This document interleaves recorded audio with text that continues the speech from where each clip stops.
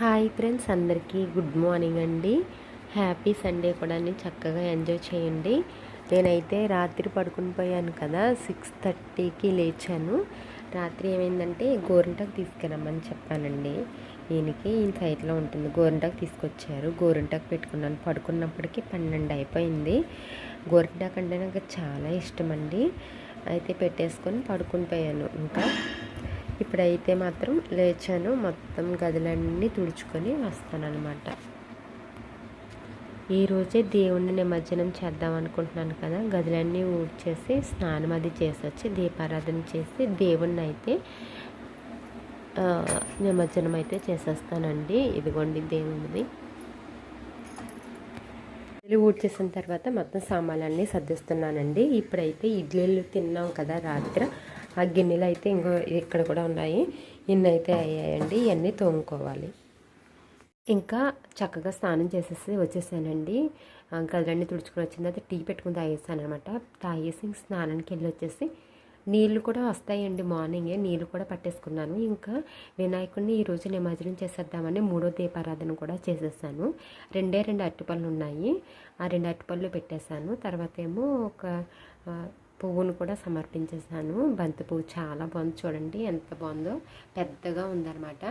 అయితే ఇంకా ఇప్పుడు పూజ అయితే ముగించేశాను. ఇంకా రాత్రి గిన్నెలన్నీ కూడా శుభ్రంగా తోమేసి పక్కన పెట్టేశానండి. ఇంకా టిఫిన్ అయితే ఏమీ చేయలేదు ఈరోజు సండే అయినా కూడాను. ఎందుకనంటే ఈయన బయట తింటానన్నారు ఇడ్లీ. ఇంకా నాకే కదండి, ఫ్రూట్స్ కూడా ఉన్నాయి. నిన్న దేవుడికని తీసుకొచ్చినవి అవి ఉన్నాయి.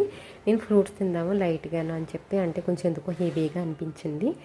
లేదు అందుకే ఆకలేస్తే ఆమ్లెట్ వేసుకుందామని చెప్పేసి ఇంక టిఫిన్ అయితే ఏం పెట్టుకోలేదు. ఇంక ఇప్పుడు ఈయనైతే బజార్కి వెళ్తున్నారండి, మార్కెట్కి వెళ్ళి ఏం తెస్తారో తెలియదు, తీసుకొస్తే అప్పుడు మళ్ళీ వంట ప్రాసెస్ అనేది స్టార్ట్ చేస్తాను. ఇంకా దీపారాధన కొండెక్కిన తర్వాత దేవుణ్ణి నిమజ్జనం అయితే చేసేసానండి. ఇప్పుడు ఇవంతా కూడా క్లీన్ చేసేస్తున్నాను. ఇదిగోనండి, బయటికి వెళ్ళి వంజరం ముక్కలు అంటే ఇవి తీసుకొచ్చారు. ఇవి సగం అయితే ఇగురుండేస్తాను, మిగతా సగం తీసి ఫ్రిడ్జ్లో పెట్టేస్తాను ఫ్రై చేసుకుందామని.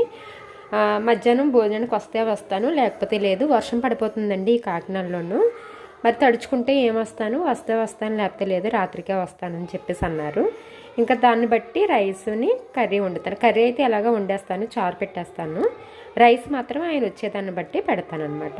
ఎప్పుడు తర్వాత వంజరం ఇగురు కూడా పక్కన పెట్టేసాను అనమాట. ఇగురు కూడా కలిపి పక్కన పెట్టేశాను. ఉప్పు, కారం, పసుపు అవన్నీ పెట్టేసి ఉంచేసానండి. తర్వాత అయితే కర్రీ వండుతాను, ఇది ఇగురు వండుతాను, ఇదేమో వేపుడు చేస్తాను. చారు పెట్టి అన్నం వండేస్తే సరిపోతుంది. ఎప్పుడు వండుకోలేదండి, ఇదే ఫస్ట్ టైం అనమాట వంజరం. అంటే తీసుకొచ్చారు కానీ నాకు అప్పుడు వంజరం అని తెలీదు. ఇప్పుడైతే వంజరం అని చెప్పారనమాట. ఇది ఇగురు కానీ పులుసు కానీ బాగుంటుందంట.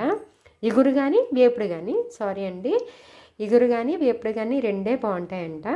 సరేలే, కొంచెం ఇవి చేద్దామని చెప్పి పెట్టాను. ఇంకా ఉన్నాయండి ముక్కలు. నేను చెప్పాను కదా, మేము ఏవైనా సరే చాలా ఎక్కువే తెచ్చుకుంటామని చెప్పి, ఇద్దరం ఉన్నా సరే అంతే తెచ్చుకుంటాము. ఇలా అంటే ఇంట్లో కోపాలు కూడా వచ్చేస్తాయండి, ఎందుకు ఇన్ని తెచ్చుకున్నారని.